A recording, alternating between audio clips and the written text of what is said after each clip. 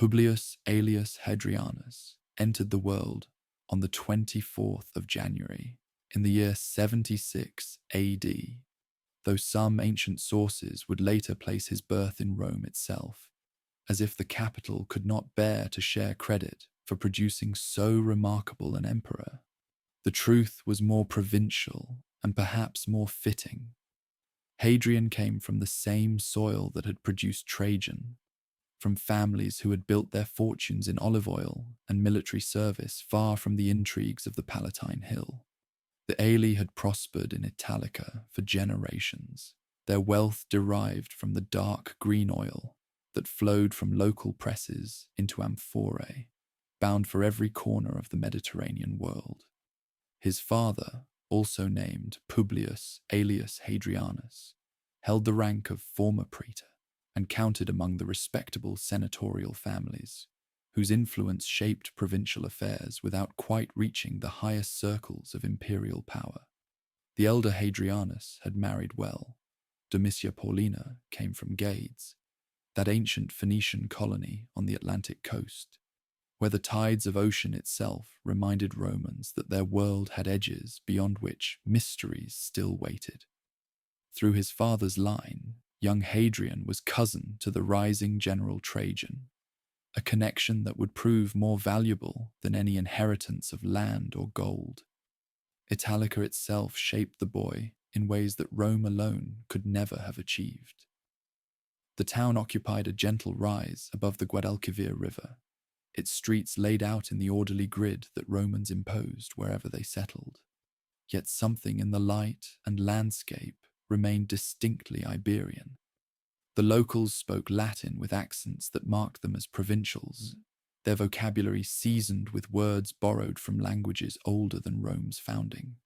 They worshipped Roman gods in Roman temples, while maintaining customs that their great-grandparents had practiced before the legions ever crossed the Pyrenees. The household of the Aeli would have hummed with the quiet industry of provincial aristocratic life. Slaves tended the olive groves and worked the presses during harvest season, their labor producing the wealth that supported a family whose ambitions reached toward Rome even as their roots remained firmly planted in Spanish soil. Young Hadrian grew up hearing the rhythms of that agricultural year, the pruning in winter, the flowering in spring, the patient waiting through summer's heat, and finally the harvest that turned fruit into liquid gold. Education began early for a boy of his station, tutors arriving to instill the fundamentals of Latin grammar and rhetoric that every Roman gentleman required. But Hadrian displayed an appetite for learning that exceeded the standard curriculum, his curiosity reaching towards subjects that his teachers had not planned to address. Greek literature captured his imagination with particular force. The epics of Homer, the histories of Herodotus and Thucydides, the philosophical dialogues that Plato had composed in an Athens long since faded from political power, but still radiant with intellectual glory. The Greek language itself became something more than an educational requirement for the young provincial. Where other Roman boys studied Greek as a necessary accomplishment, Hadrian embraced it as a doorway into a civilization he found more beautiful than his own.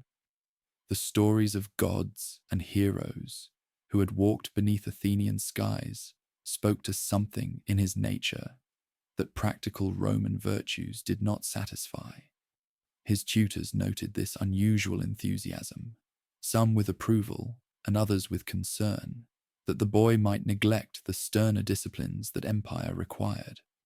Hunting provided an outlet for energies that books alone could not contain. The hills around Italica offered game enough for a boy learning to handle horses and weapons, and Hadrian threw himself into the chase with a passion that would remain with him throughout his life. On horseback, pursuing boar through scrubland or deer across open country, he developed the physical confidence that his scholarly inclinations might otherwise have left uncultivated. The combination of intellectual refinement and athletic vigor would become characteristic of the man he was becoming. His mother Domitia Paulina watched her son's development with the particular attention of a woman who understood that boys required careful shaping to meet the expectations their birth imposed. She came from Gades, where the great temple of Hercules Gaditanus drew pilgrims from across the Roman world, and where the mixing of Phoenician, Greek, and Roman traditions had produced a culture comfortable with complexity. Whatever values she instilled in young Hadrian, she did so during the brief years before death would separate them. Her influence felt more in its effects than in any recorded words. The household also included Hadrian's sister, Aelia Domitia Paulina, whose later marriage would connect the family to other ambitious provincial clans seeking advancement through careful alliance. Roman families of their station thought in generations, each marriage and each child representing moves in a game whose ultimate prizes were power and permanence. Young Hadrian absorbed these calculations without necessarily accepting them, his own ambitions perhaps already pointing toward achievements that transcended mere social climbing. Trajan loomed large in family consciousness, even before he achieved the heights that would make him emperor. As the boy Hadrian's cousin and elder, by nearly a quarter century, Trajan represented what provincial talent could achieve through military excellence and political skill. His career advanced steadily through the commands and magistracies that marked a man destined for great things. His reputation for soldierly virtue spreading through an empire that valued such qualities above all others. The connection between their families meant that Trajan's rise lifted Hadrian's prospects, though the boy could not have known how directly his fate would eventually depend on his famous cousin. Death visited the household when Hadrian was approximately 10 years old, claiming his father and transforming the boy's circumstances in ways that would shape everything that followed. The loss of a parent left wounds that ancient sources rarely troubled to describe, their attention focused on practical consequences rather than emotional devastation.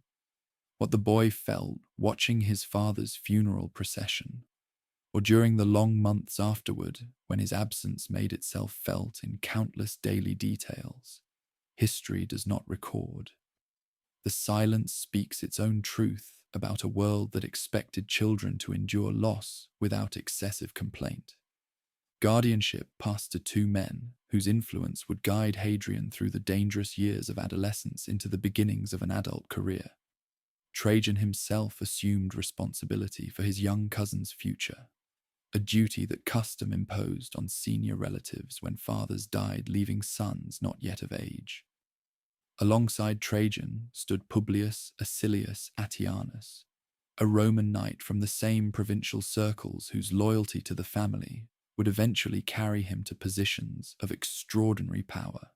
Together, these guardians would manage Hadrian's inheritance, oversee his education, and make the decisions that would determine whether a fatherless boy from Italica could fulfill the promise his birth had seemed to offer. The decision to bring Hadrian to Rome marked the end of his provincial childhood and the beginning of a new phase in his formation. Italica had provided the foundation, the love of Greek culture, the physical confidence gained through hunting, the awareness of being Roman, yet also something more particular, more rooted in a specific landscape and its ancient traditions. Rome would provide the polish, the connections, and the opportunities that only the capital could offer to an ambitious young man with powerful patrons. The journey from Hispania to Rome carried young Hadrian across landscapes that revealed the empire's vast diversity. Ships bore him along coasts where fishing villages clustered beneath cliffs, and merchant vessels rode at anchor in harbours that had welcomed traders since before Rome existed. The Mediterranean itself, that great middle sea that Romans had made their own, sparkled beneath skies that changed character as the voyage progressed. Spanish brightness giving way to the harder light of Italy's shores. Rome itself must have overwhelmed a boy raised in provincial comfort, its scale and noise and crowds beyond anything Italica could have prepared him to expect. The capital held perhaps 1 million inhabitants, their voices creating a constant roar that never entirely ceased, their buildings climbing hillsides in dense masses that blocked the sun from narrow streets below. Temples crowned every rise, their marble columns and gilded roofs proclaiming the power of gods who had blessed Roman arms with victory after victory until the known world acknowledged a single master. The house where Hadrian would continue his education stood in one of the city's better quarters, its rooms opening onto courtyards where fountains played and slaves moved quietly about their duties. Here he would study with teachers whose reputations drew students from across the empire, mastering the rhetorical skills that public life demanded, while deepening the philosophical interests that his Spanish tutors had first awakened. Greek and Latin literature, mathematics and music, the arts of persuasion and the requirements of law, all would claim their share of hours that passed more quickly than the boy could have wished. His guardians watched this education with the calculating attention of men who understood that knowledge was only valuable when properly applied. Trajan himself embodied a certain Roman suspicion of excessive learning, his own career built on military competence rather than scholarly refinement. The general who would soon become emperor valued practical abilities above theoretical elegance, directness above subtlety, action above contemplation. Whether he worried that his young ward's intellectual enthusiasms might prove unsuitable for the demands of Roman public life, the sources do not say. But the tension between Hadrian's nature and traditional Roman expectations would persist throughout his career. Attianus perhaps understood the boy better, or at least accepted him more completely. As a knight rather than a senator, he occupied a social position that required different skills than those Trajan employed: administrative competence, financial acumen, the ability to serve powerful patrons while advancing one's own interests quietly. He would remain close to Hadrian for decades, his loyalty eventually rewarded with the prefecture of the Praetorian Guard, an influence that exceeded anything his birth had entitled him to expect. The years in Rome transformed a provincial boy into a young Roman gentleman, though the provincial never entirely disappeared beneath the metropolitan Polish. Hadrian retained his passion for Greek culture, despite mockery from those who found such enthusiasm unseemly, earning the nickname Graculus, the little Greek, from contemporaries who meant the label as an insult. He accepted the mockery without abandoning the interests that provoked it, his stubbornness in this matter hinting at a character that would not bend to convention, merely because convention demanded obedience. As the decade of the 80s drew toward its close, Hadrian stood on the threshold of the military and political career that awaited every young man of his class. The education was complete, or as complete as formal schooling could make it. The connections were in place, his guardians positioned to smooth his path into the positions that would test whether natural ability matched aristocratic expectation. The boy who had wandered Italica's olive groves dreaming of Greek heroes was about to discover whether Roman reality would permit him to become something more than another ambitious provincial seeking advancement in the capital's endless competitions. Trajan's own rise was accelerating toward the pinnacle that neither guardian nor ward could yet foresee. The general whose career had proceeded so steadily was about to enter the circles of supreme power, his military reputation and political connections combining to make him first a candidate and then an heir to the aged Emperor Nerva. When that elevation came, everything would change for the young man whose fate was bound to his guardian's fortunes. The provincial boy would find himself suddenly close to the center of an empire, his future no longer merely promising, but potentially unlimited.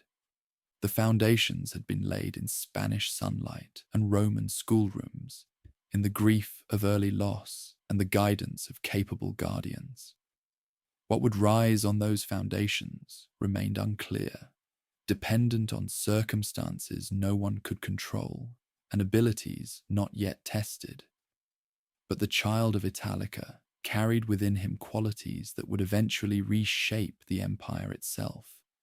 A love of beauty that transcended Roman practicality, a curiosity that demanded understanding rather than mere conquest, and a vision of what civilization might become when power served culture rather than merely accumulating for its own sake.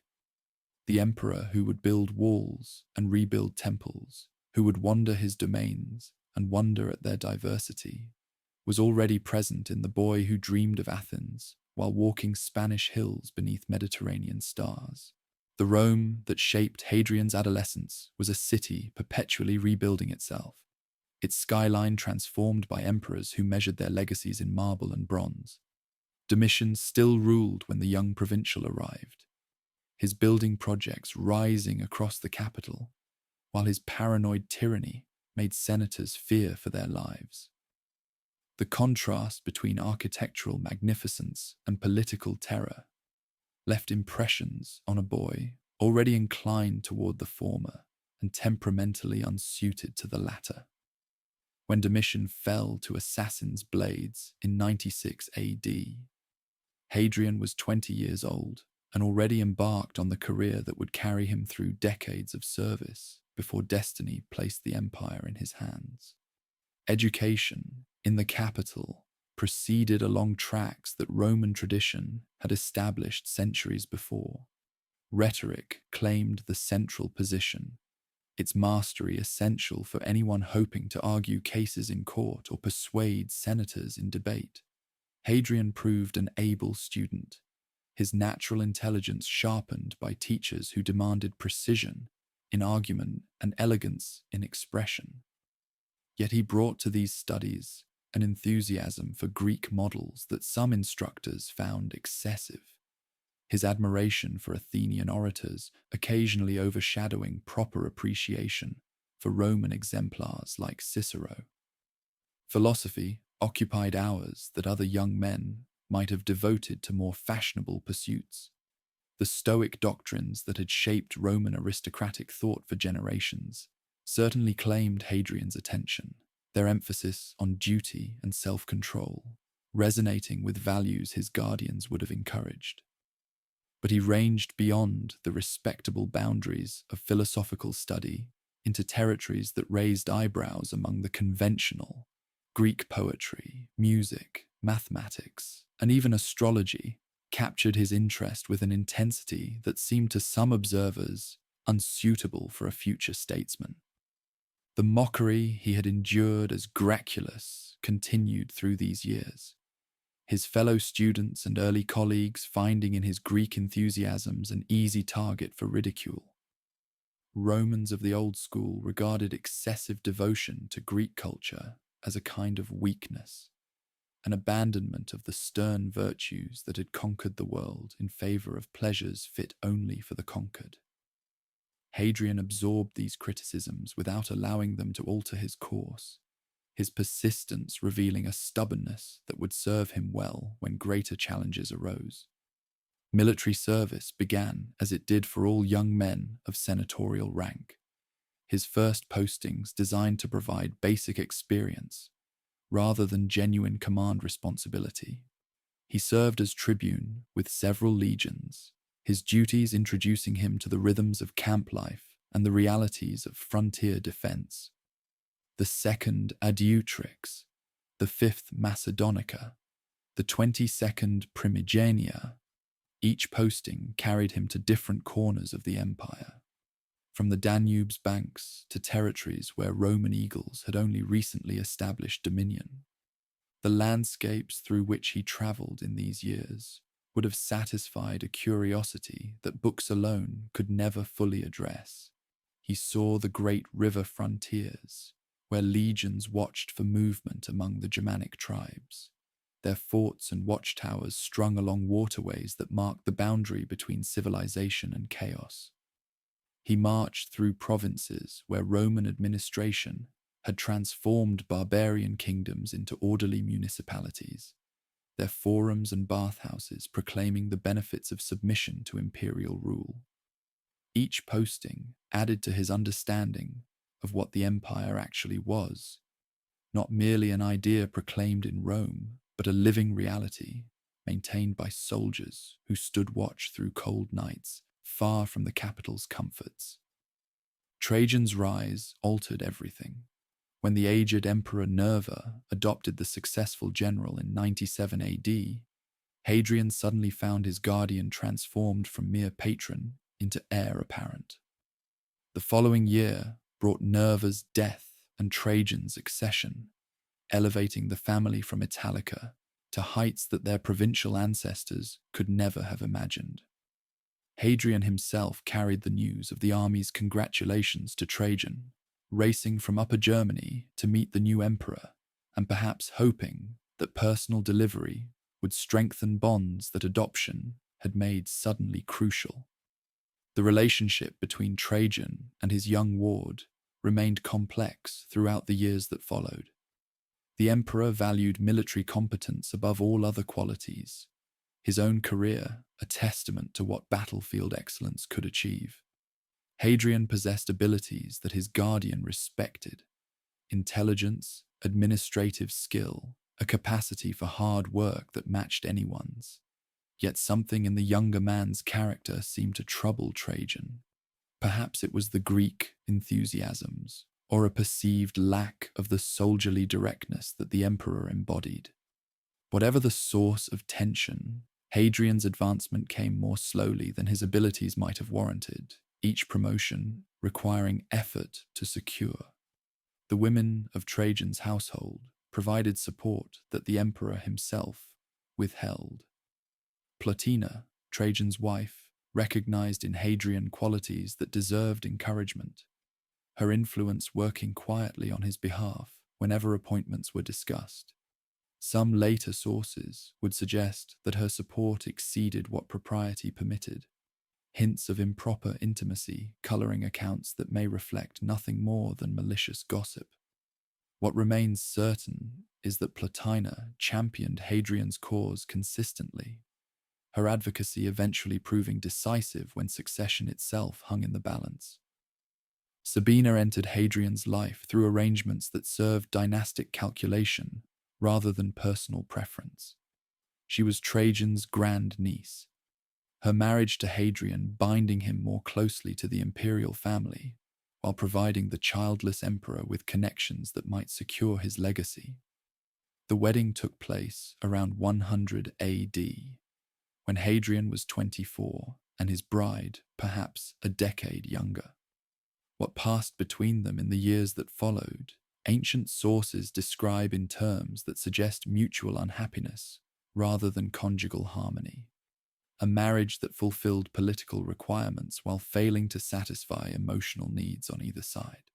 The quaestorship came in 101 AD, that traditional first step into the formal magistracies that structured Roman political life.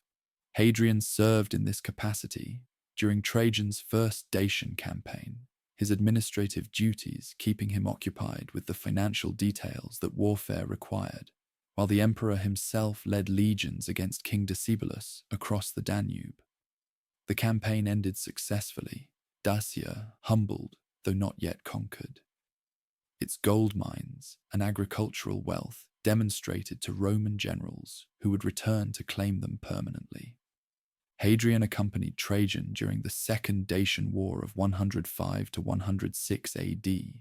His role expanded to include command responsibility that tested abilities previously exercised only in administrative contexts.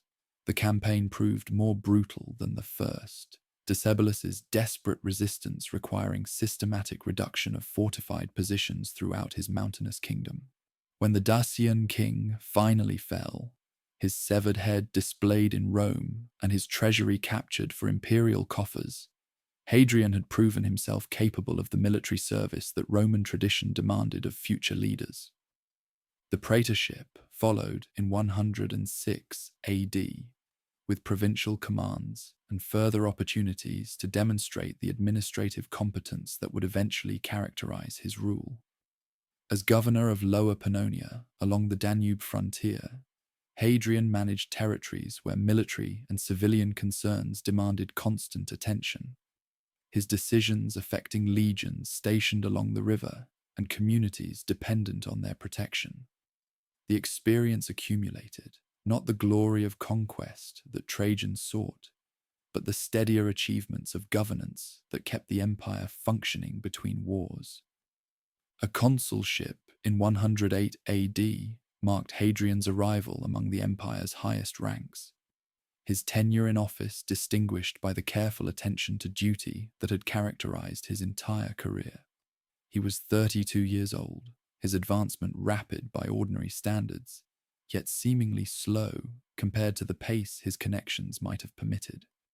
Trajan's reservations, whatever their source, had delayed promotions that ability alone would have justified, creating frustrations that Hadrian concealed beneath the patience that circumstances required.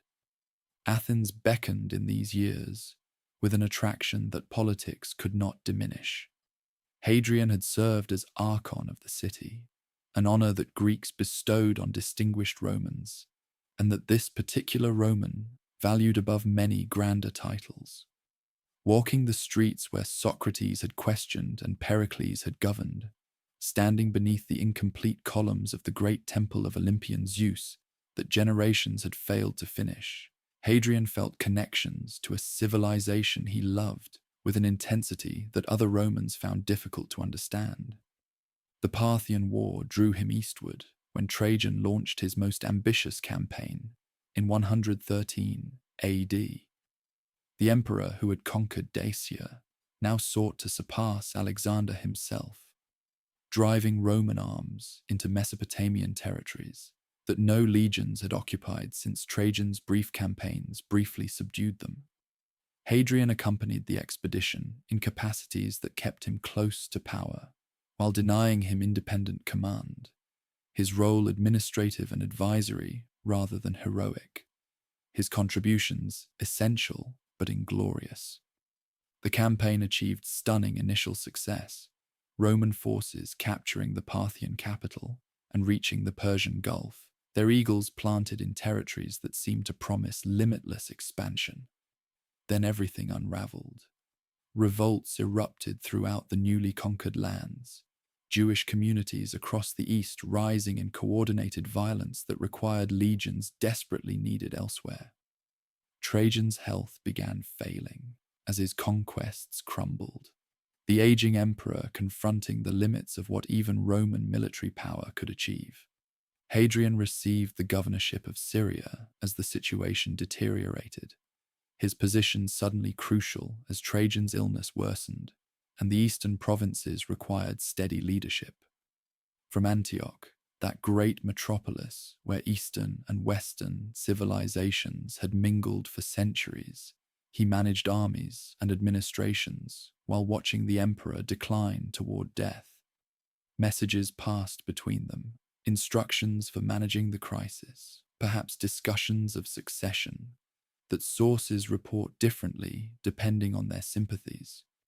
Trajan died at Selinus in Cilicia during August of 117 AD. His body carried toward Rome, while questions about succession demanded immediate answers. The official announcement claimed that Trajan had adopted Hadrian on his deathbed, making the governor of Syria legally his son and heir. Some whispered that Plotina had arranged the adoption after Trajan was already dead, her signature on documents that the emperor himself had never approved. Others accepted the story as told, finding nothing suspicious in a succession that practical considerations had made virtually inevitable. Hadrian received news of his adoption and accession while still in Antioch, the messengers bringing word that transformed the capable administrator into master of the Roman world. He was 41 years old, his hair already greying, his body hardened by decades of military service and provincial governance. The path from Italica's olive groves had led through Roman schoolrooms and frontier camps, through the politics of imperial courts and the landscapes of a dozen provinces, to this moment when everything changed and nothing could ever be the same. The legions of Syria proclaimed him emperor, their acclamation ratifying what official documents had announced. Hadrian accepted their salute with appropriate ceremony, while his mind surely raced through the challenges that confronted him. The eastern provinces remained unstable, their recent revolts suppressed, but their grievances unresolved. Rome itself awaited a ruler it did not know, senators who had enjoyed Trajan's favor, uncertain whether his successor would continue their patronage or seek new favorites. And everywhere, the vast machinery of empire required direction from a hand that had grasped administrative levers but never before held supreme power. The journey toward Rome would wait while more immediate matters demanded attention. Hadrian understood that emperors who neglected military realities in favor of ceremonial arrivals often found their reigns shorter than their ambitions. The East must be stabilized, its boundaries secured, its garrisons reassured that the new ruler understood their concerns. Only then could he turn westward toward the capital, where senators waited to take the measure of the provincial who had claimed their empire. The student of Greece had become a soldier of Rome, and the soldier had become emperor. What kind of ruler he would prove to be remained uncertain. His intellectual interests suggested one direction, his administrative experience another, his military service yet another still. The mask he would wear, the policies he would pursue, the monuments he would build, all lay hidden in a future that his accession had made suddenly, dramatically, his own to shape. The letter bearing news of Trajan's death and Hadrian's adoption arrived in Antioch on the 9th of August, its contents transforming the governor's residence into the temporary seat of imperial power. Hadrian received the messengers with the composure that years of public service had taught him to maintain, though his thoughts must have raced through implications that would occupy months to fully address. The empire he now claimed stretched from the Scottish lowlands to the Euphrates, from the Rhine's dark forests to the Sahara's edge, a dominion so vast that no single mind could comprehend its diversity, yet now answerable to his decisions alone. The circumstances surrounding his succession would shadow Hadrian's reign with whispers that never entirely ceased. Plotina had been present at Trajan's death, her testimony confirming an adoption that the emperor himself could no longer verify. Some noted that the letter announcing his elevation appeared in her handwriting rather than Trajan's, while others observed that the dying emperor had seemed uncertain about succession until the very end. Whether Plotina had fulfilled Trajan's genuine wishes or manufactured a result that served her favorite, the truth died with the emperor, whose intentions it purported to represent. Hadrian chose not to address these doubts directly, his silence perhaps acknowledging that some questions are better left without official answers. He wrote to the Senate in terms that emphasized continuity and legitimate succession, his language careful to avoid any suggestion that his claim required defense. The adoption was fact.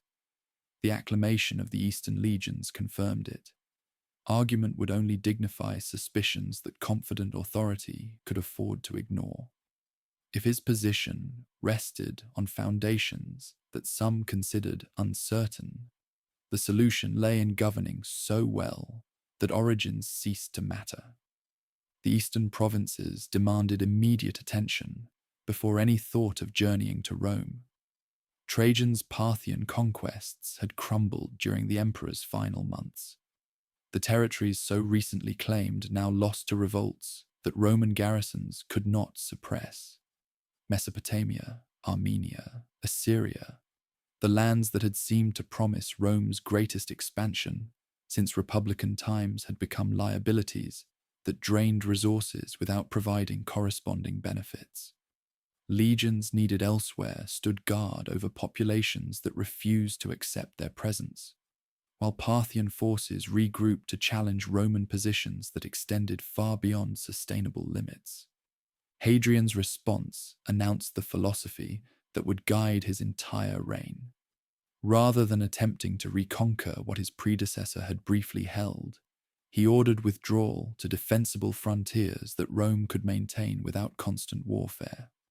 The Euphrates would mark the eastern boundary, its great river providing a natural barrier that required fewer legions to defend than the exposed positions Trajan had established. Armenia received a client king acceptable to both Rome and Parthia, its status as buffer state restored after the brief experiment in direct rule had proven unsustainable. The decision provoked criticism from those who measured imperial greatness in territory conquered rather than prosperity secured. Senators who had celebrated Trajan's eastern victories now questioned whether his successor possessed the martial spirit that Roman tradition demanded. To abandon provinces that Roman soldiers had died to claim seemed to dishonor their sacrifice, whatever practical arguments might justify the retreat. Hadrian absorbed this criticism as he had absorbed mockery of his Greek enthusiasms, with patience that concealed determination to pursue his own course, regardless of conventional opinion. Stability required more than strategic withdrawal. It demanded attention to grievances that had fueled the recent revolts. Jewish communities throughout the East had risen during Trajan's final years, their violence reflecting accumulated resentments that generations of Roman rule had failed to address. Hadrian moved carefully in these matters, his approach emphasizing order restored through firm governance rather than vengeance pursued through massacre. The rebellions ended, their leaders punished, their followers returned to the watchful peace that Roman administration imposed on subject populations. Messages flowed between Antioch and Rome as Hadrian prepared the ground for his eventual arrival in the capital. He wrote to the Senate promising that no senator would be executed without senatorial trial, a pledge designed to distinguish his reign from the tyrannies that had preceded Trajan's relatively benevolent rule. He confirmed existing appointments and signaled that capable administrators need not fear displacement merely because a new emperor had taken power. The assurances aimed to calm anxieties that any succession inevitably provoked, particularly when the new ruler remained far from Rome and unknown to many who would serve under him. Yet even as these conciliatory messages crossed the Mediterranean, events in Rome cast shadows over Hadrian's promises of moderation. 4 distinguished senators, Palma, Celsus, Nigrinus, and Quietus, were executed on charges of conspiracy against the new emperor. All had been prominent under Trajan, their military achievements and political connections, making them potential rivals for power that Hadrian had only just secured. Their deaths occurred while Hadrian remained in the east, the executions carried out by Attianus, the guardian who had guided Hadrian's youth and now commanded the Praetorian Guard. Hadrian denied ordering the killings, his letters to the Senate attributing the executions to Attianus's excessive zeal rather than imperial command. Whether this denial reflected truth or convenient fiction, the deaths removed men whose ambitions might have threatened a succession that remained fragile despite official recognition.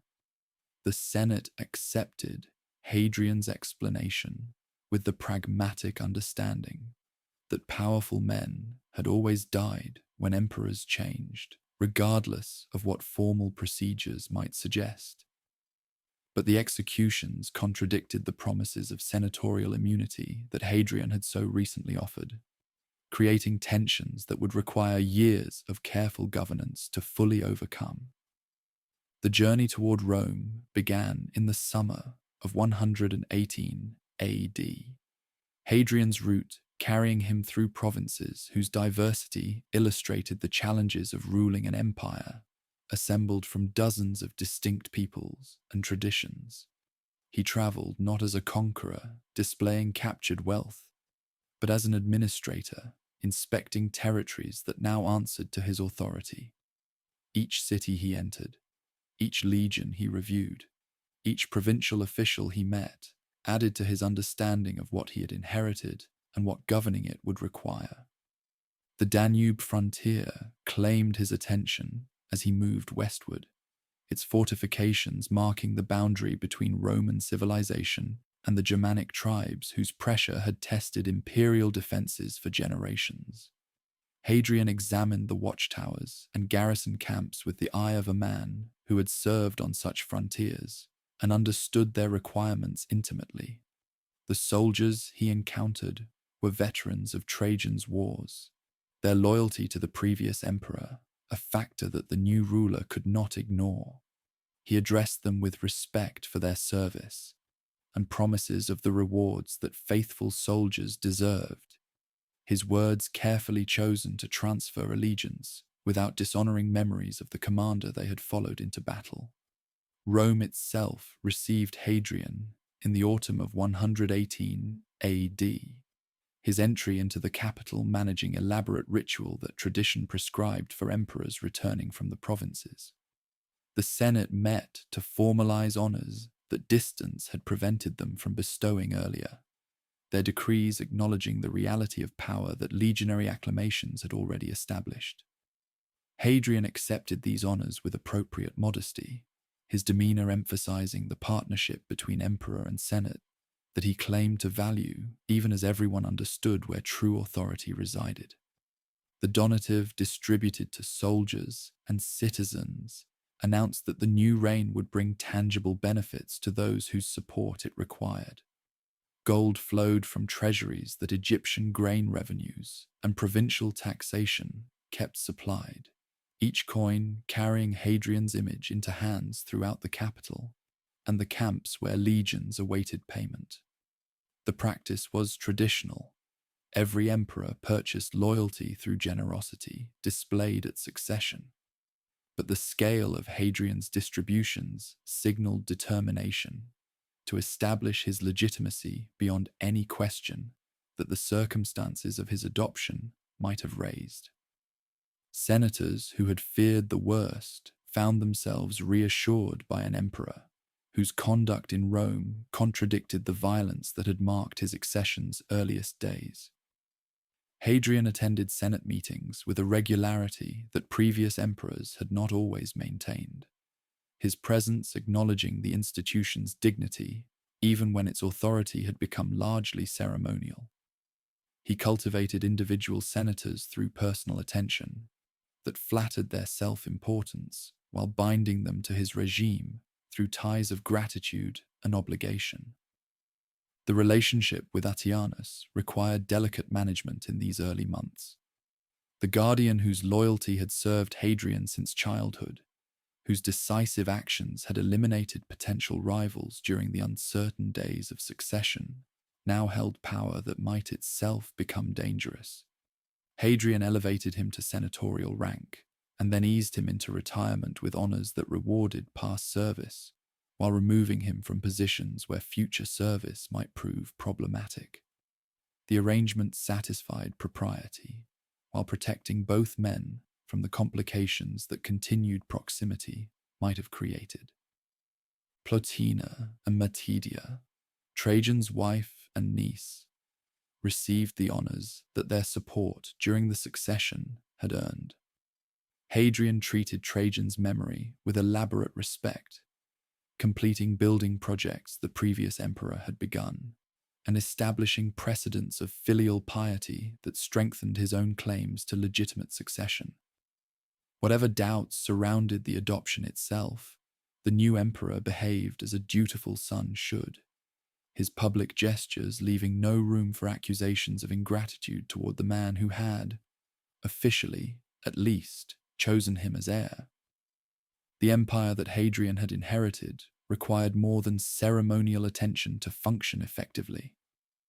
Administrative systems developed over centuries continued operating regardless of who wore the purple, their routines maintained by freedmen and slaves whose skills no emperor could dispense with.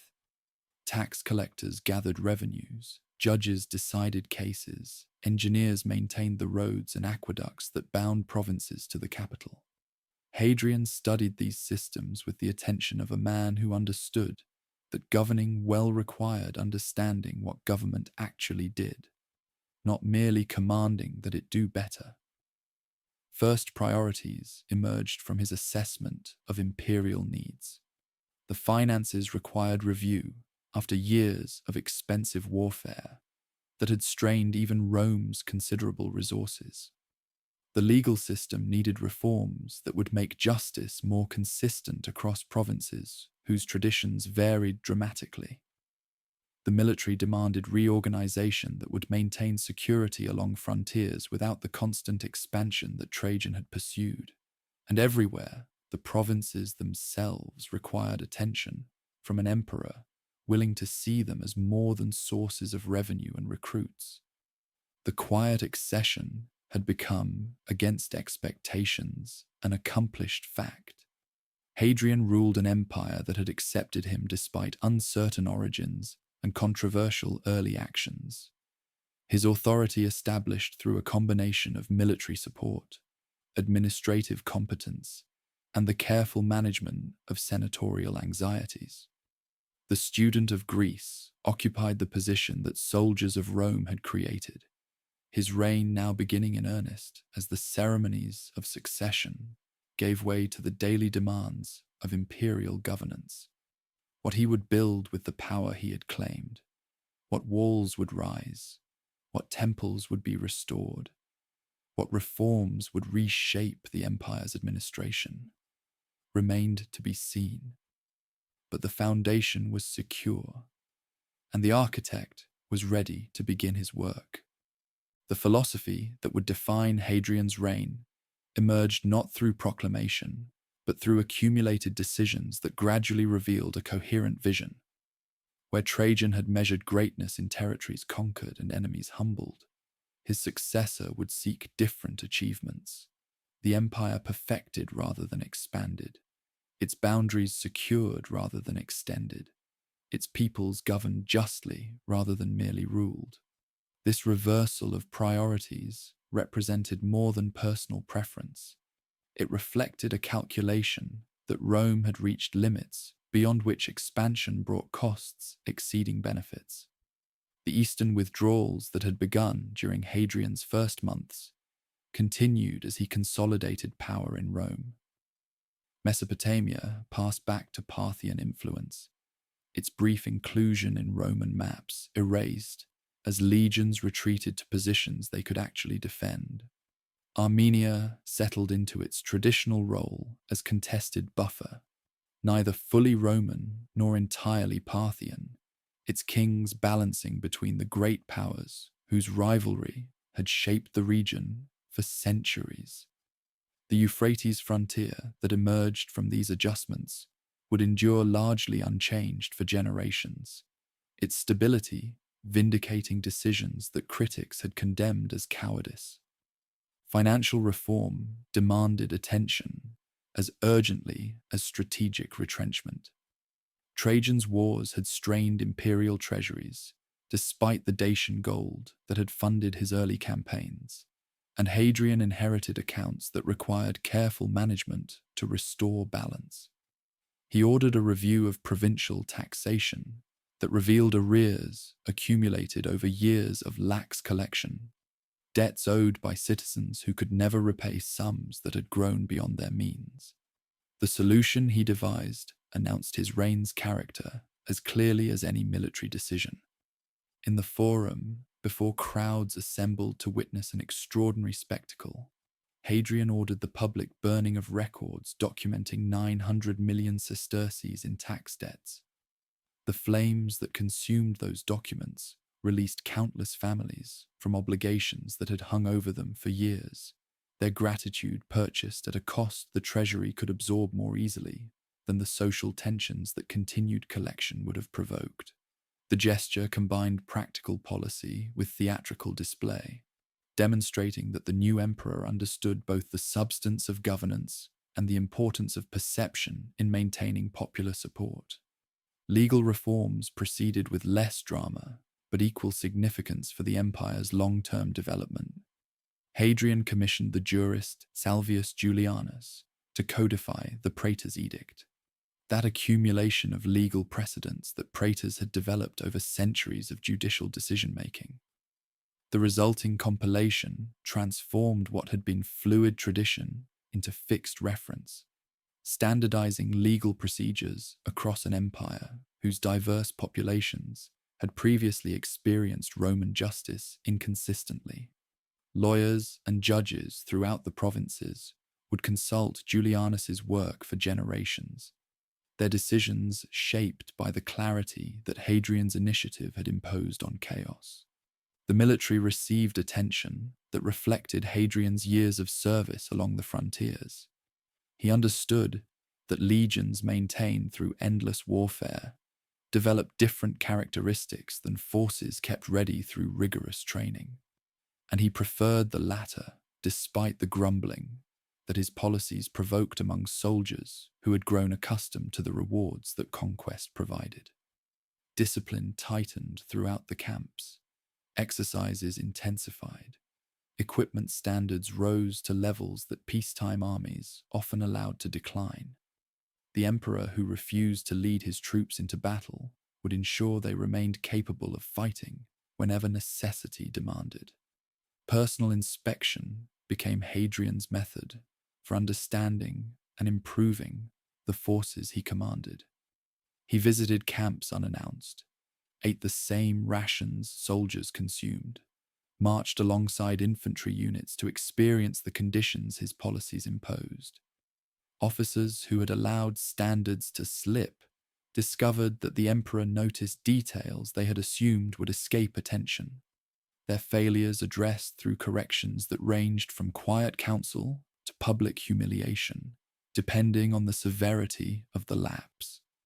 The legions learned that Hadrian's preference for peace did not indicate indifference to military readiness. Travel emerged as the defining characteristic of Hadrian's rule, his journeys eventually carrying him to nearly every province the empire contained. No previous emperor had devoted such sustained attention to territories beyond Italy, their visits limited to campaigns or crises that demanded personal presence. Hadrian traveled for different reasons: curiosity about the lands he governed, determination to see problems that reports from Rome could never adequately convey, perhaps also restlessness that found the capital's confines insufficient for a spirit that craved movement and discovery. Gaul received him in 121 AD, its provinces prospering under Roman administration that had transformed Celtic territories into models of provincial development. Cities that had been tribal centers when Caesar conquered them now boasted forums, temples, and amphitheaters that proclaimed their full participation in Mediterranean civilization. Hadrian examined their institutions with the attention of an administrator seeking best practices, while his architect's eye assessed buildings whose designs might inspire projects he was already contemplating. The Rhine frontier presented challenges different from the east, but equally demanding of imperial attention. Germanic tribes pressed against boundaries that legions had maintained for over a century, their raids probing for weaknesses that withdrawal of forces for eastern campaigns might have created.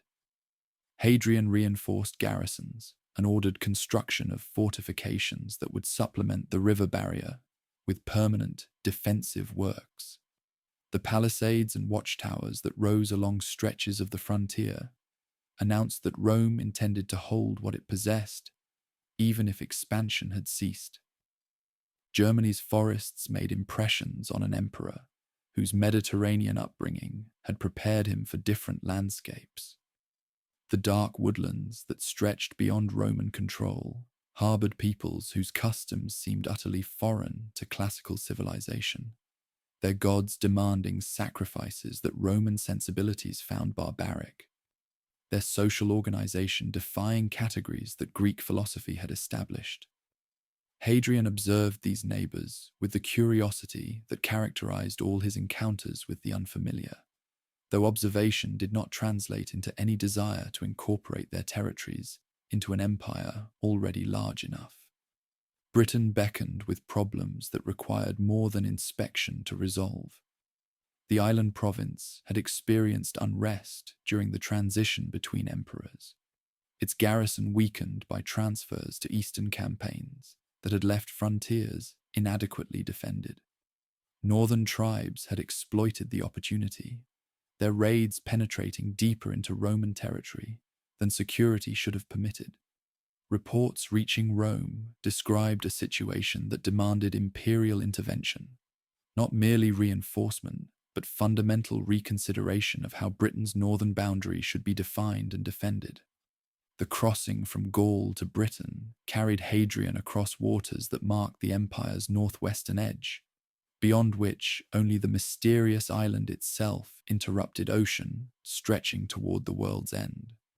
The province he entered had been Roman for less than 80 years, its southern regions thoroughly integrated into imperial systems, while its northern territories remained contested ground, where civilization met resistance that neither diplomacy nor force had fully overcome. The contrast would have been apparent immediately. Prosperous towns giving way to military zones where soldiers outnumbered civilians, and every settlement existed primarily to support the legions. Hadrian travelled northward through landscapes that grew wilder as distance from the channel increased. Rolling hills replaced the gentler terrain of the south. Forests thinned into moorland, where winds swept across expanses unbroken by the trees that Mediterranean peoples considered essential to civilized scenery. The sky itself seemed different here, lower, greyer, more inclined to release the rains that kept this island perpetually green, while Roman Italy baked brown beneath summer sun. The frontier, he found, was less a line than a zone of contested influence. Roman forts and watchtowers scattered across territory, that tribes entered and exited according to calculations that had nothing to do with boundaries Rome claimed to enforce. The arrangement satisfied no one. Soldiers complained of endless small engagements that brought neither glory nor security, while provincials behind the lines suffered raids that garrisons proved unable to prevent. Something more permanent was needed, a statement in stone and turf that would declare where Rome ended and barbarism began. The decision to build the wall emerged from Hadrian's assessment of what the province required and what the empire could sustain. A continuous barrier stretching from coast to coast would accomplish what scattered forts had failed to achieve: complete control over movement between Roman territory and the lands beyond. Trade could be channeled through designated points, where officials monitored exchanges and collected revenues. Raiding parties would face obstacles that slowed their advance enough for garrisons to respond effectively, and the psychological impact of a wall visible for miles would remind both Romans and barbarians that this boundary was permanent, not subject to negotiation or gradual erosion. The project he envisioned exceeded anything Roman military engineering had attempted in Britain. 73 miles of continuous fortification, punctuated by gates, watchtowers, and garrison forts at regular intervals, would require years of labor from thousands of soldiers whose construction skills matched their military training. Stone would face the barrier where quarries made such material practical. Turf and timber would serve where stone proved unavailable. The result would stand as monument to Hadrian's conception of empire.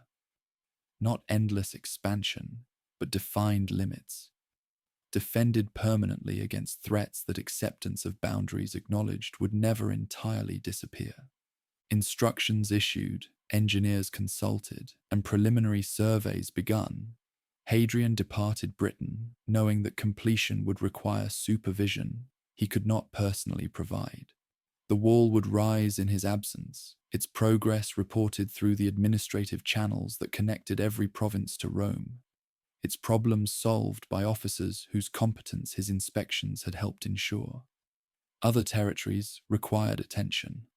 Other frontiers demanded the assessment that only imperial presence could accomplish.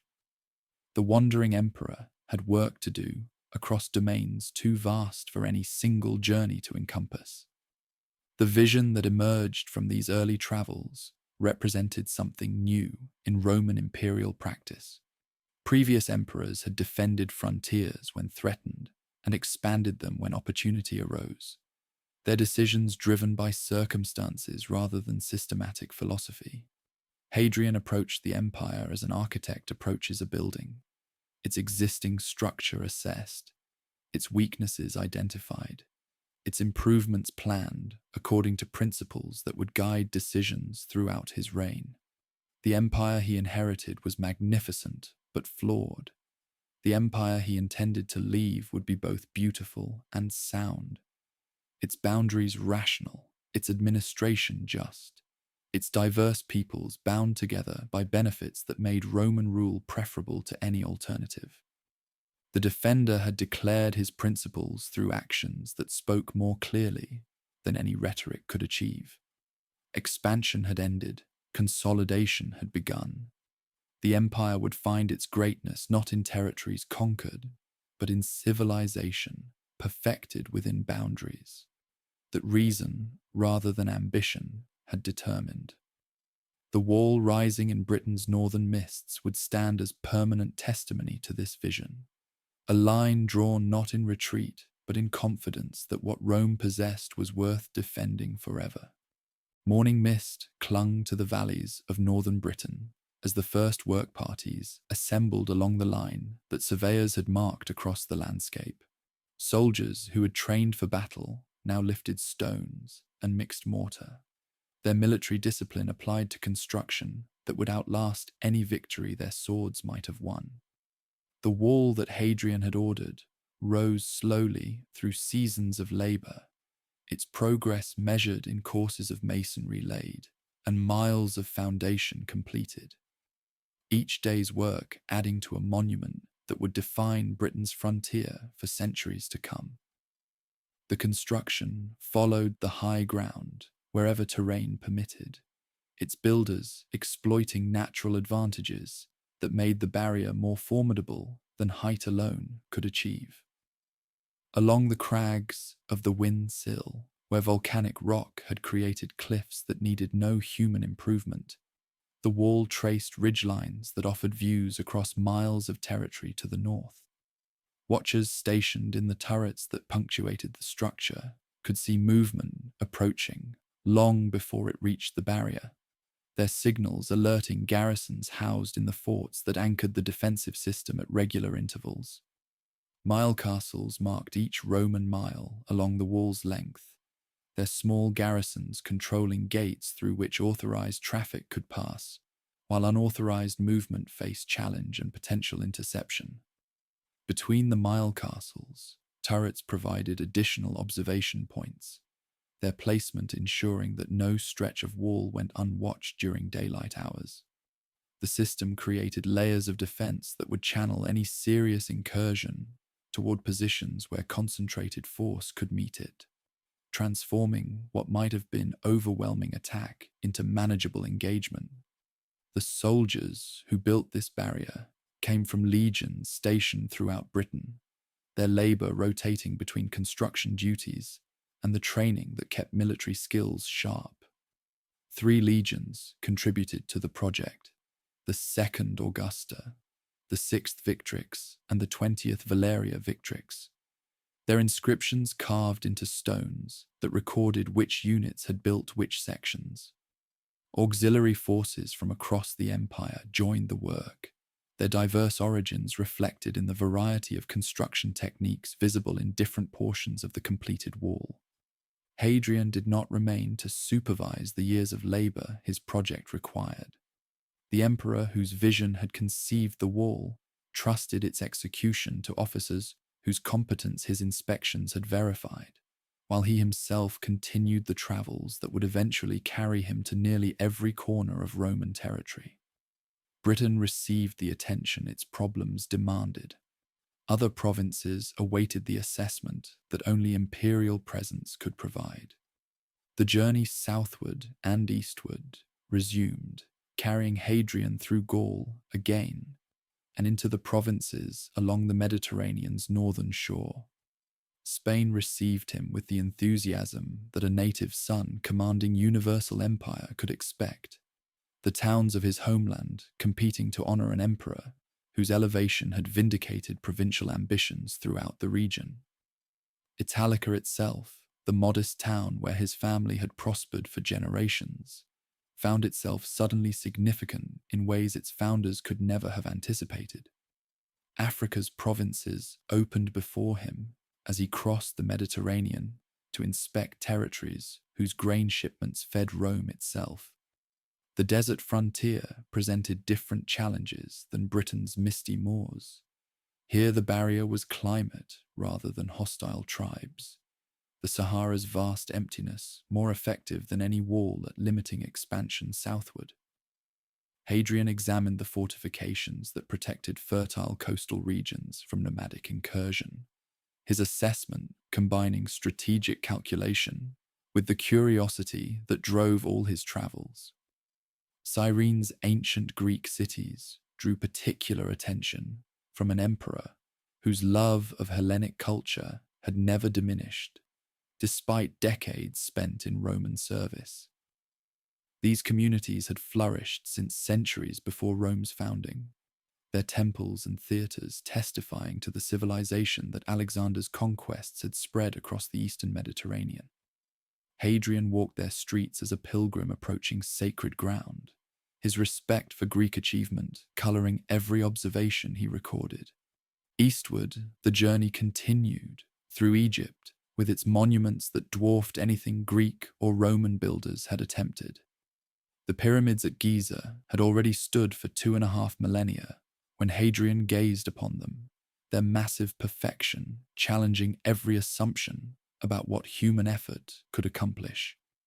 The Nile itself, that great river whose annual floods sustained civilization in territories where rain never fell, carried the imperial party southward through landscapes that seemed to belong to a different world than the one Mediterranean peoples inhabited. Asia Minor welcomed the emperor to provinces whose prosperity demonstrated what Roman peace could achieve for communities willing to embrace its benefits. Cities competed to host imperial visits, their leading citizens spending fortunes on entertainments designed to impress a ruler whose favor could bring advantages lasting generations.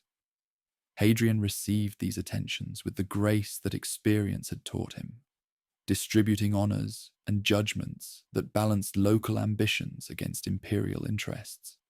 The Black Sea's shores marked frontiers, where Greek colonies had established outposts of civilization, centuries before Roman power reached these waters. Hadrian inspected the garrisons that watched over trade routes connecting Mediterranean markets with resources drawn from territories stretching deep into lands Rome would never control.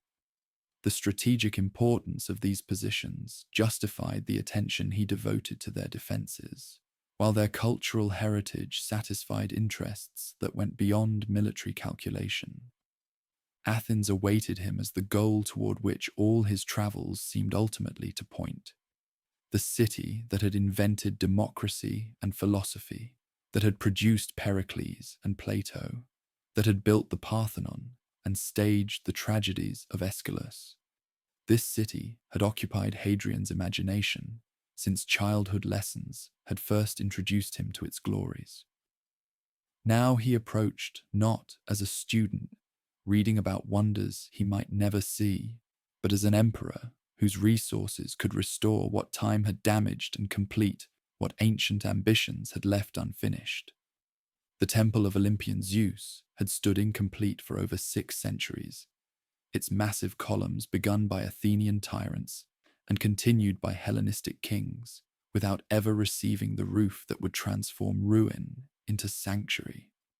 Hadrian ordered the project completed, his architects designing solutions to problems that had defeated generations of predecessors.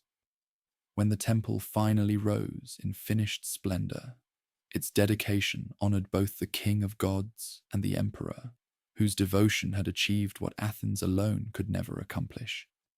The Panhellenion that Hadrian established created an institution designed to unite Greek communities throughout the eastern Mediterranean in cultural federation under Roman patronage.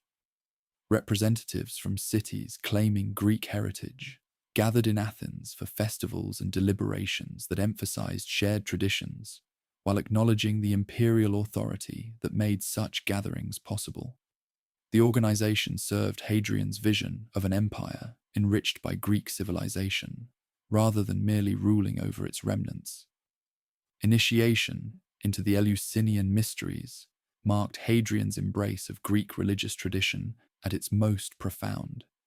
The rites conducted at Eleusis had drawn initiates for over a millennium, their secret ceremonies promising participants insights into death and immortality that uninitiated souls could never achieve.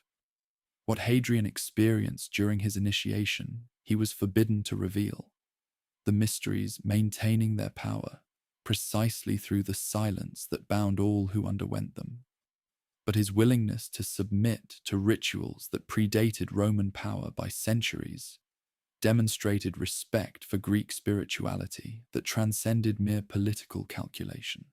Building projects transformed Athens into a showcase for Hadrian's architectural vision. A new quarter of the city rose under his patronage, its streets and monuments designed according to principles that combined Greek aesthetic traditions with Roman engineering capabilities. An arch marked the boundary between ancient Athens and the new district, its inscription acknowledging both the city's founder, Theseus, and the emperor, whose generosity had extended its limits.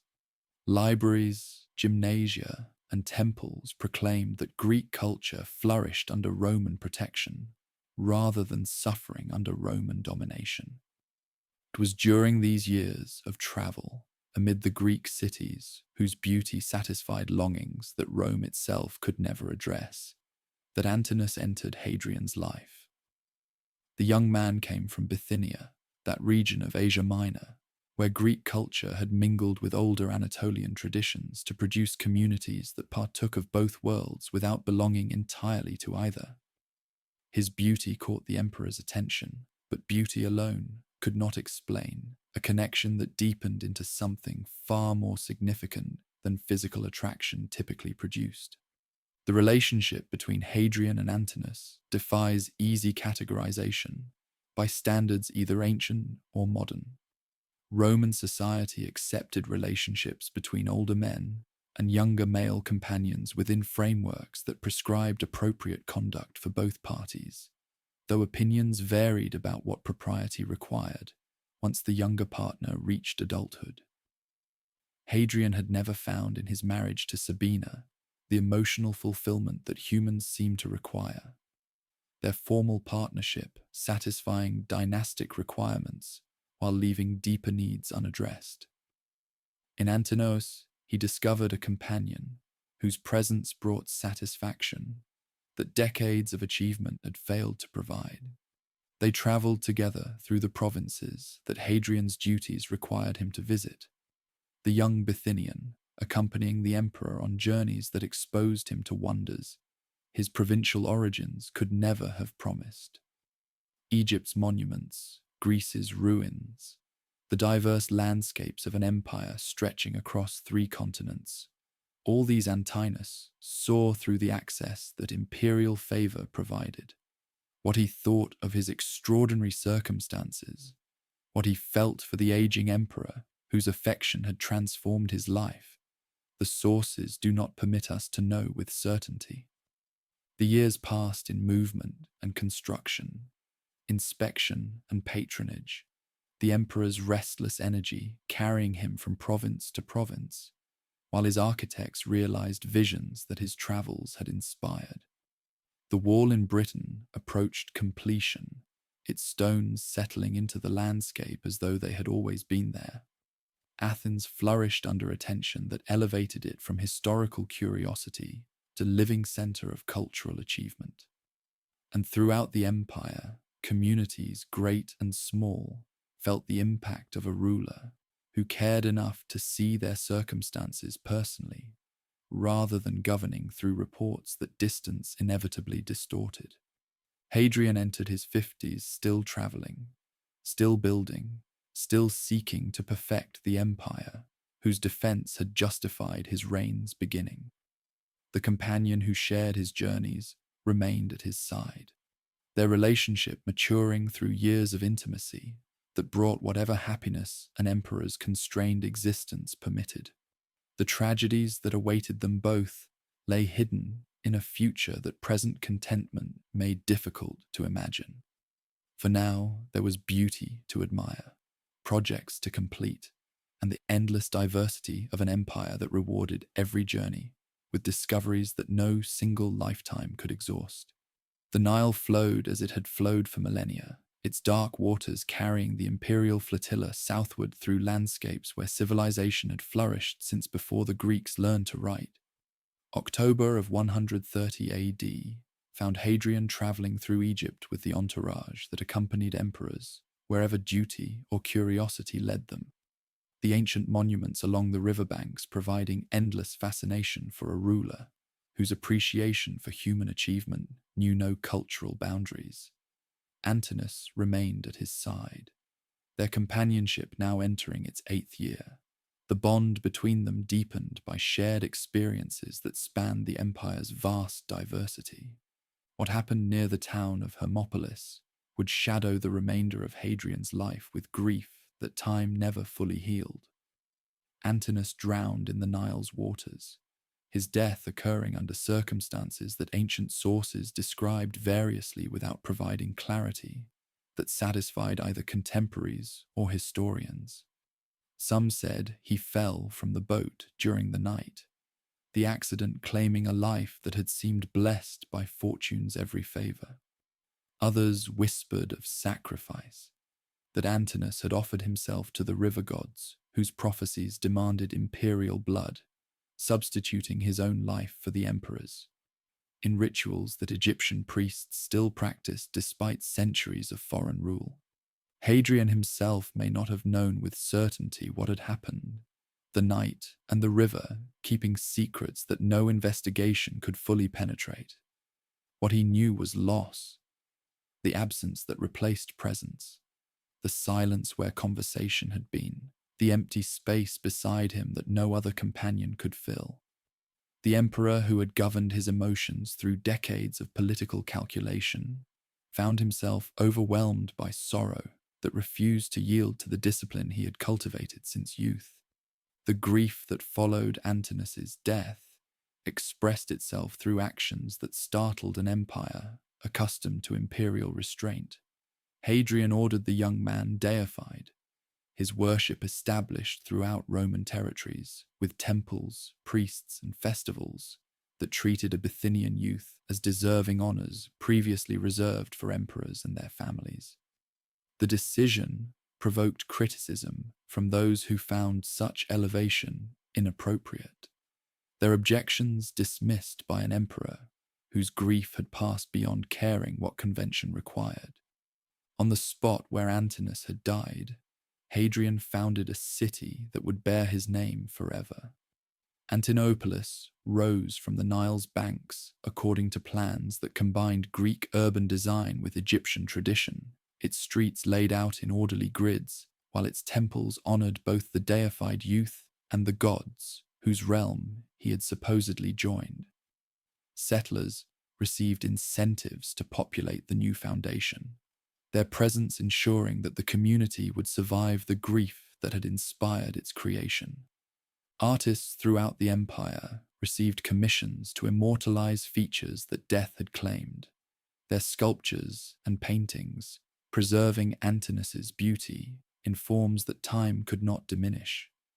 The images that resulted would multiply across the Roman world, their subject becoming the most frequently depicted figure in ancient art, apart from emperors and gods.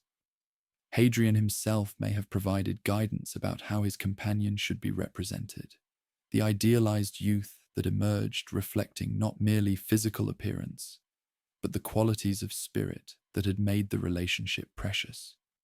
The months following the drowning found Hadrian continuing his Egyptian journey, despite the loss that had transformed celebration into mourning. He visited the great monuments at Thebes, his party inscribing their presence on the Colossus of Memnon, that ancient statue whose voice at dawn had drawn travelers for centuries. The Empress Sabina left her own inscription, her presence on the journey, reminding observers that Hadrian's marriage continued formally, even as his emotional life had centered elsewhere. What she thought of her husband's grief for a companion whose place in his affections she had never occupied, the sources do not reveal. Architecture offered solace that philosophy could only partially provide. The building projects that had occupied Hadrian throughout his reign now intensified, their scale and ambition reflecting perhaps a need to create meaning that loss had suddenly made urgent.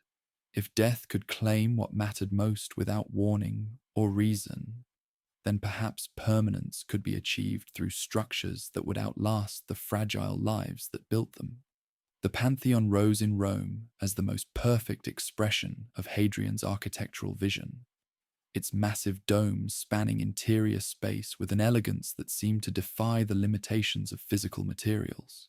The building that stands today replaced an earlier structure that fire had damaged, its reconstruction under Hadrian's direction transforming a conventional temple into something unprecedented. The dome's great oculus opened to the sky, admitting light that moved across the interior as the sun traced its daily course, the building itself becoming an instrument for observing celestial motion. The engineering that made the Pantheon possible represented Roman technical achievement at its highest development. Concrete of varying densities reduced the dome's weight as it approached the apex, while coffers carved into the ceiling's surface diminished mass without sacrificing structural integrity. The proportions achieved a harmony that later ages would study without fully replicating, the diameter of the dome precisely matching the height of the cylinder on which it rested, creating a sphere that could theoretically fit perfectly within the space the building enclosed. The Temple of Venus and Roma proclaimed different ambitions, its scale exceeding anything Rome itself had previously contained. Hadrian designed the structure personally, his plans calling for twin chambers housing the goddesses, whose names combined to suggest the eternal city's divine nature. Venus, from whom the Julian line claimed descent, and Roma, whose personification embodied the state itself. The temple rose on ground that Nero's golden house had occupied, its construction requiring removal of the colossal statue that had given the Colosseum its name. Professional architects reportedly questioned aspects of Hadrian's design, their criticism provoking responses that revealed the emperor's sensitivity about his creative efforts. The story that he executed one critic for his objections may reflect nothing more than hostile gossip, though it captured something true about the intensity with which Hadrian pursued his building projects. These were not merely administrative initiatives, but personal expressions, their success or failure reflecting on their creator in ways that bureaucratic decisions never could. Jerusalem presented challenges that architecture alone could not resolve. The city that Jewish rebellion had devastated 60 years earlier remained a contested symbol, its ruined temple marking loss that no Roman construction could repair. Hadrian determined to refound the city as Aelia Capitolina, a Roman colony whose name combined his family name with Jupiter's Capitoline epithet. The project expressed intentions that went beyond urban development. It represented an attempt to transform sacred ground into territory indistinguishable from any other provincial city. The temple that rose where Jewish worship had centered for centuries honored Jupiter rather than the god whose name devout Jews would not pronounce. Roman colonists received land that previous inhabitants regarded as theirs by divine covenant, their presence marking displacement that no legal formality could make legitimate in the eyes of those displaced. Hadrian may have intended the refounding as an act of normalization, bringing Jerusalem into conformity with patterns that had successfully integrated communities throughout the empire. What he failed to anticipate was the resistance that his plans would provoke from people for whom conformity meant spiritual destruction. The Bar Kokhba revolt that erupted in 132 AD caught Roman administration unprepared for the scale and ferocity of resistance that Jewish communities mounted. Simon Bar Kokhba led forces that initially achieved remarkable success, their guerrilla tactics exploiting terrain that regular Roman formations found difficult to penetrate. The rebels established control over substantial territory, minted coins proclaiming liberation, and attracted support from Jews throughout the region, who saw in the uprising their last chance to reverse the catastrophe that earlier generations had suffered. Hadrian responded with the methodical application of overwhelming force that Roman military doctrine prescribed for serious rebellions. Legions transferred from other frontiers joined the campaign, their combined strength eventually numbering forces sufficient to crush resistance regardless of the courage defenders displayed. The fighting lasted 3 years, its intensity producing casualties that commanders rarely reported accurately, but that clearly reached levels making this conflict among the bloodiest Rome had faced in generations. The revolt's suppression brought consequences that transformed the region permanently. Jews were forbidden to enter Jerusalem except on one day each year, when they might mourn at the ruins of their temple. The province itself received a new name, Syria Palestina, designed to erase the connection between the Jewish people and the land they considered their inheritance. Circumcision faced restrictions that struck at the heart of Jewish religious practice. The prohibitions reflecting Hadrian's determination to prevent future resistance by eliminating the customs that distinguished this population from others under Roman rule. Rabbi Akiva, the great sage whose teachings had helped sustain Jewish spiritual life through earlier disasters, met his death during the revolt's aftermath. His execution represented the destruction of religious leadership that might have guided the community through catastrophe towards some form of accommodation with Roman power. The loss compounded previous losses until the Jewish presence in their ancestral homeland had been reduced to remnants that would require centuries to recover.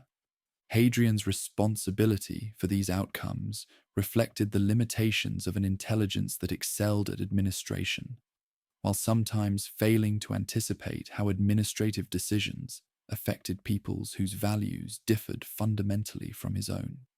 The emperor, who loved Greek culture and respected religious traditions throughout the empire, had somehow convinced himself that Jews could be assimilated through measures that to them represented existential threat.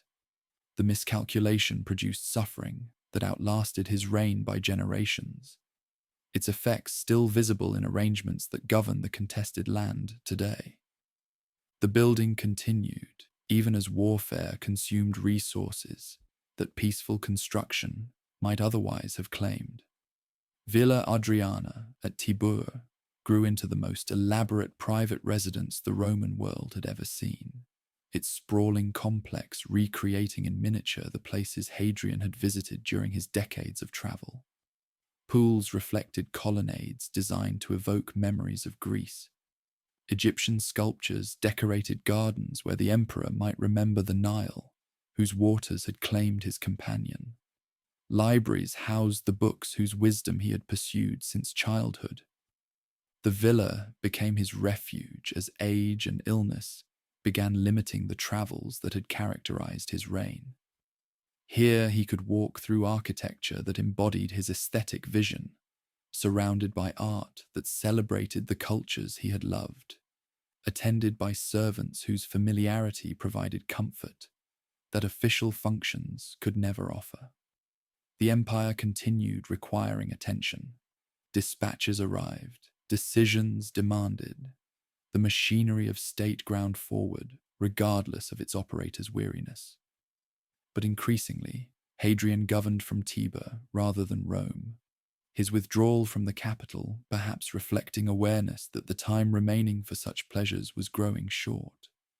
The losses accumulated as the decade progressed. Sabina died in 136 or 137 AD, her passing ending a marriage that had lasted nearly 4 decades without producing the heir that dynastic considerations had made its primary purpose. Rumors that Hadrian had somehow hastened her death circulated among those inclined to believe the worst about an emperor whose later years had darkened with illness and grief. Whether the rumors held truth or merely reflected the malice that always attends power, the empress received deification that acknowledged her position, if not her happiness. Hadrian approached 70, knowing that succession remained unresolved, despite the years available for arranging it. The companions of his youth were dead. The heir his body had failed to produce remained unborn, and the future of the empire he had shaped through 2 decades of governance awaited decisions that failing health made increasingly urgent. The architect who had built so magnificently for others had neglected the most important construction of all. The foundation on which his legacy would rest, after death, claimed the hands that had created so much beauty.